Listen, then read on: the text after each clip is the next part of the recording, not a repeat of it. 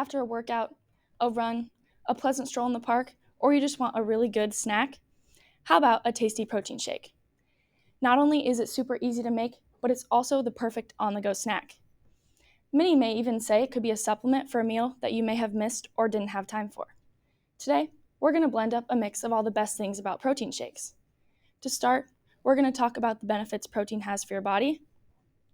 Next, into the blender, we're going to add all the important ingredients you'll need. And lastly, we're going to blend it up and learn about all the different kinds and variations that you could try for next time.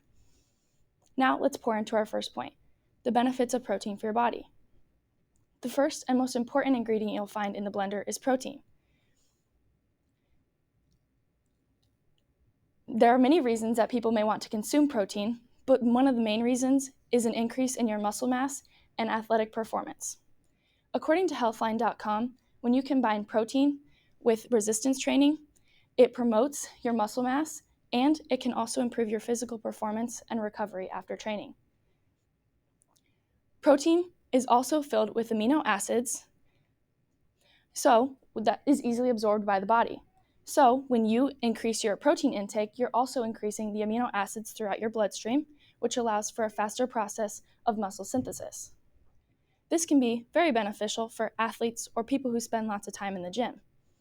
It could also be beneficial for those who don't spend as much time in the gym, because protein is still very good for your body and allows for your cells to repair and make new ones. Now that we've shaked up all the benefits of protein for your body, let's move on to our next point.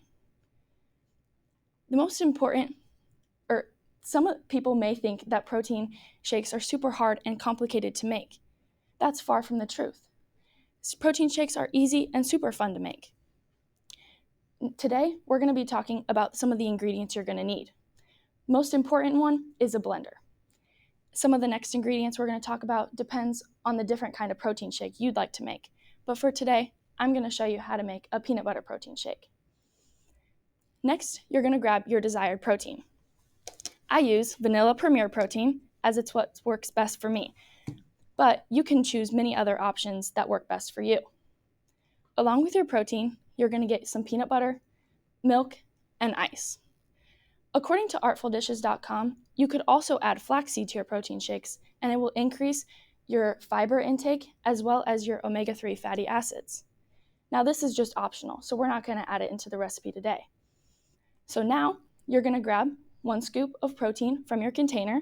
There should be a scoop inside your protein container.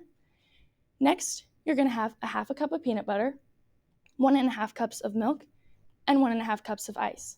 After all that is in your blender, you're going to mix it up or blend it up until it's smooth. Next, you'll grab a cup and a straw if you'd like one, pour your mixture into the cup, and enjoy it. Now that you've had the chance to enjoy your shake, let's talk about the different variations that you could try for your next one.